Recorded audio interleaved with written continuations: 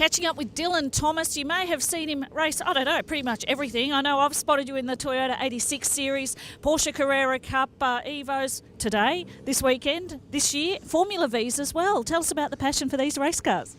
Yeah, I got involved in Formula Vee back in 2006 when I came from transition from tarmac rally to circuit.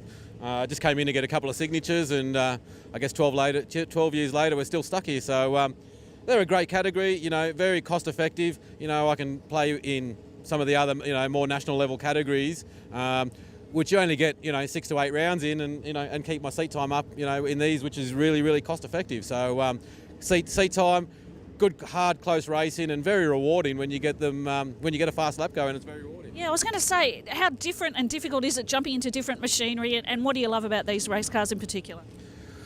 Jumping in different machinery is actually not as bad as when you do it regularly. It's not so bad, and we used to do a lot of Evos and the Vs in the same weekend, so that was quite challenging when you go from one directly to the other session from session, because you go from something that's very stiff to something that's got, you know, like a tin top, like a production car, a lot of body roll. You know, you can feel like you're jumping into a boat. So, but jumping into these are really easy because they're quite solid. They don't move around a lot. You get a lot of feel through your bum. So, great cars to drive.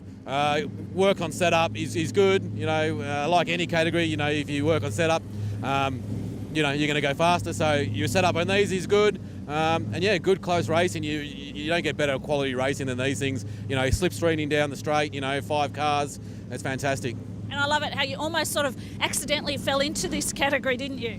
I absolutely fell into this category. It was, you know, I was just looking to get a signature from tarmac rally license to, well, from rally license to circuit, and it was the cheapest option. And I leased a car. It wasn't very far, so I bought it to get my rest of my signatures. Bought another car to get my rest of my signatures, and still here. I love it, and that's what I love about, I guess, the AMRS series. You've got passionate people racing machinery they love, and I guess some race cars you just can't part with, and that's awesome.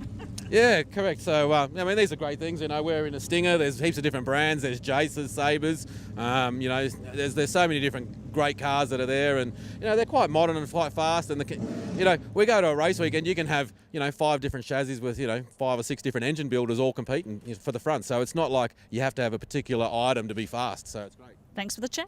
No worries. Cheers.